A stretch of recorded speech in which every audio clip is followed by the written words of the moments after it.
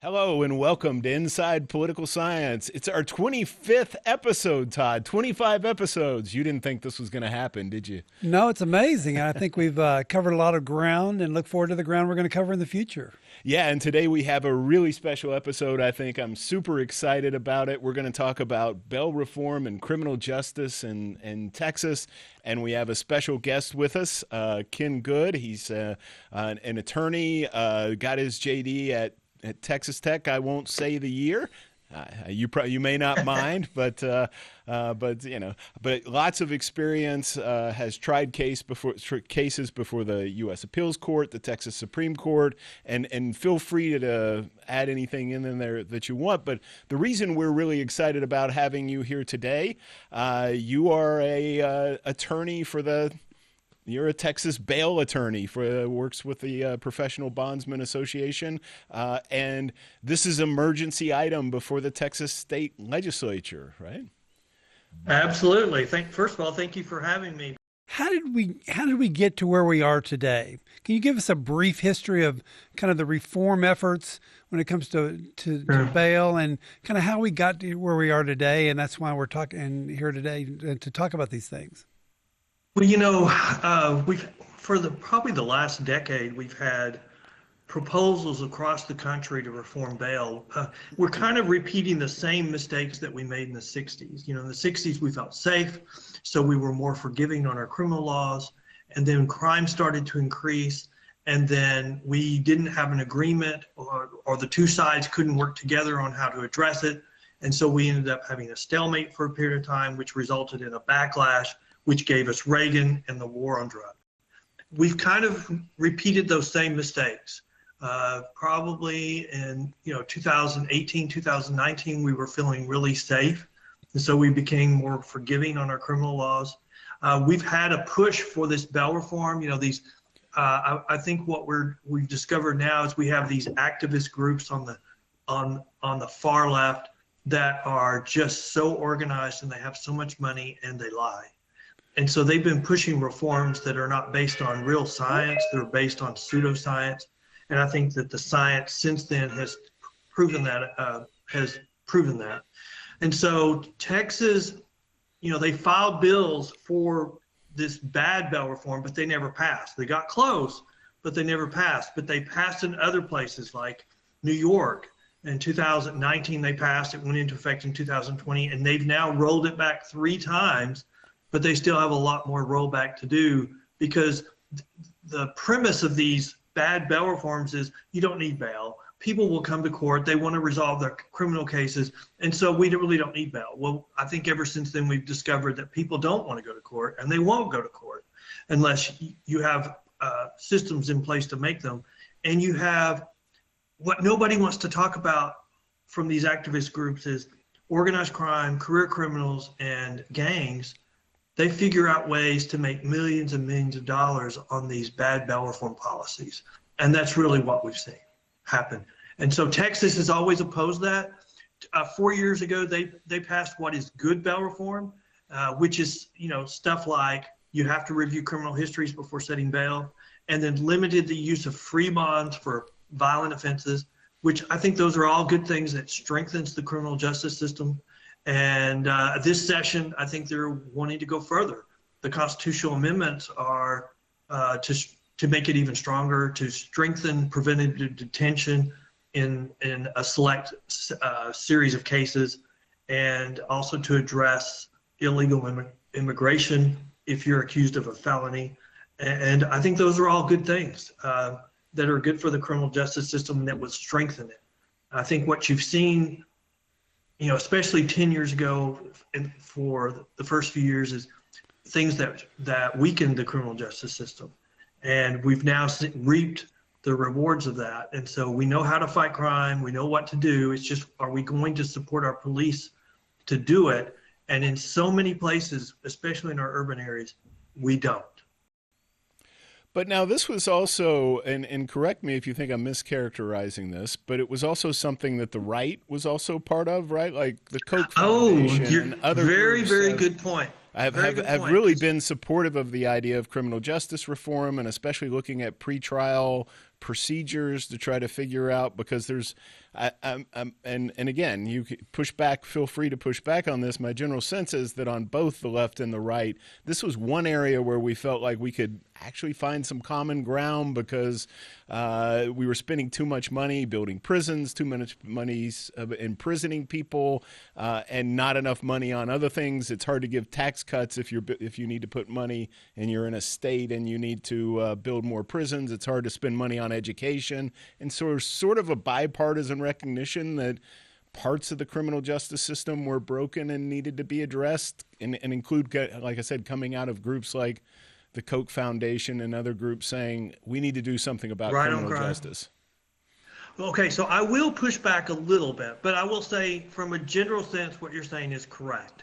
But the reason why I would push back is these are all think tanks that you're talking about. Yeah. And the think tanks are funded by a lot of the same groups. And so where they may have right-wing think tanks and left-wing think tanks, the one area where these think tanks all kind of came to the same conclusion based on this pseudo-science, how funny, is criminal justice reform. And, they kind of all agreed for several years that the science all was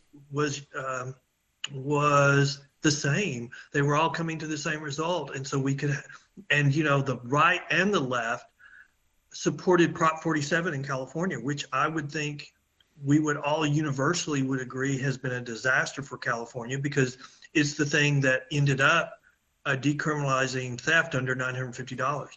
But the reason why I would softly push back on you is because the right-wing think tanks have now hidden, and they would deny that they've ever supported those issues. And so they don't come out and say we were wrong. They now deny that they ever supported. I wrote a series of articles and right on crime, wrong on crime. And it was all focusing on the right conservative think tank, Right on Crime, and all the wrong positions they've taken across the country on these bad bail reform issues. Prop 47 in California, bail reform in New York. You can go on and on and on, where they would now not, they would deny that they initially supported them. What is as we look at the Texas legislature and what's happening there, what's happening around America, what would you say, what are the key issues? What are we fighting over today that's going to change the way we look at bail and maybe criminal justice moving forward? Well, in the 60s, we ended up having a backlash. I think we've already started a backlash. I think we had a backlash in November at the election. I think mostly it was immigration policies and, the economy, but part of it was criminal justice backlash as well. We would have had that, in my opinion, 2 years earlier, because we still had the same crime issues, but we had suppression of the crime numbers, and I'll make a point about that briefly, but we also had the abortion ruling from the Supreme Court, and I think the backlash on that made up for the backlash we would have had on crime, and then the suppression of what was going on with crime was with the FBI statistics. All these pseudoscience groups were coming out with reports saying crime is not going up, it's going down. You don't have to believe us. You can look at the FBI statistics. Now, for those in the know, the FBI was converting their statistics to a new system, and police offices had to buy new equipment so that their equipment would interface with the new system.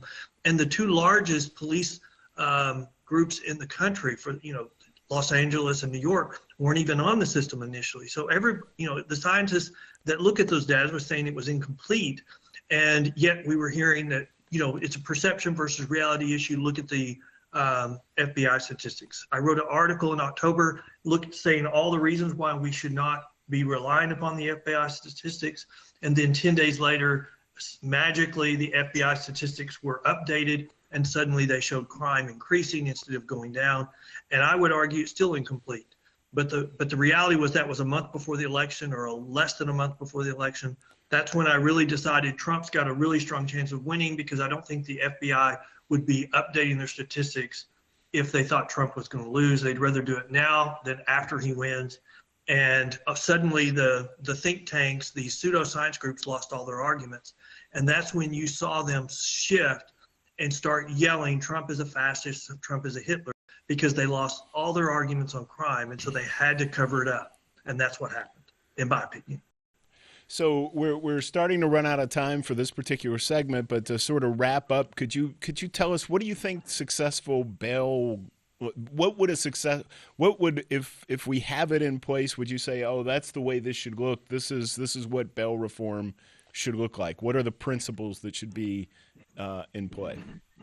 I think the principles of successful bail reform and successful criminal justice reform has a strong component of accountability. You know, Harris County, which has tried these really bad, Houston, Texas, bad policies, has had an 80% failure to appear rate on misdemeanor cases on average for 2 years because of that. And so they have people that get 16, 17 miss court, and they still get re-released for free. I think you have to have accountability, and you have to, so they have to know that if we miss court, there's consequences. And I think we have a case that demonstrates this. It's called Sanchez versus Alabama, where they had to live under one of these injunctions requiring them to release everyone for 4 years. And when it got reversed, they re-implemented a system of accountability and consequences. And very quickly, within 6 months, crime started going down. And it had been increasing for 4 years. So we know how to fight crime. We know what to do. It's just a question of whether we're going to allow the public to do it. And when we implement any policy that ties the hands of judges so they can't do what they need to do, or we tie the hands of police officers so they can't do what they need to do, then why would we think anything else that crime would increase? It's isn't it true though that we're not necessarily always tying the hands of the judges, because the judges are actually setting bail No, we are.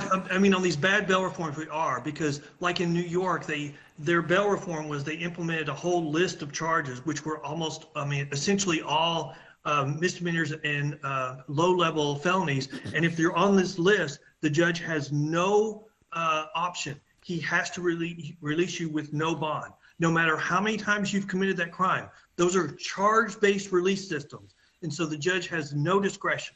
His hands are tied behind his back. He has to release you every time, no matter how many times you commit the crime.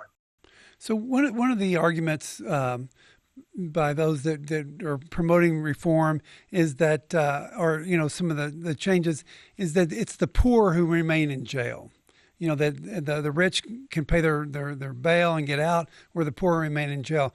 Are there alternatives to traditional cash bail that the industry would support moving forward? Okay, so we already support systems that are in place to protect the poor. The problem is, our friends on the left argue that even if you've got an extensive criminal record and you've got 4 prior arrests in the last 2 months, you should still be considered poor in setting bail. And if the judge sets bail in an amount that you can't afford, then it's still a violation of the Constitution, even though there's court cases that says the opposite. If you have an extensive criminal history and they set bail at an amount you can't afford, then it's because you have a criminal history, not because you're poor. And the other point I would make on this is there's a reason why the private industry has been around for 200 years. And that is, it does something, and it does it at a whole different level than anything else available. There was a retired judge who spoke on this issue at a News Nation town hall, and she said, wait, until you have an alternative that has the same level of accountability and the same low failure to appear rate, you don't have an alternative. And when we're comparing a less than 10% failure to appear rate for the private industry, a 50% or 80% for the simple release mechanism, you don't have an alternative. Just using one of those will cause you to have huge backlogs and need more courts, just simply on the type of release you're using. So the alternatives have to be there to protect the poor, but they have to be used sparingly, or they create bigger problems for the county. All right. Well, thank you very much for your time. We appreciate it. I feel like I've learned a lot, and we're going to take a break, and then we're going to come back, and we're going to continue talking.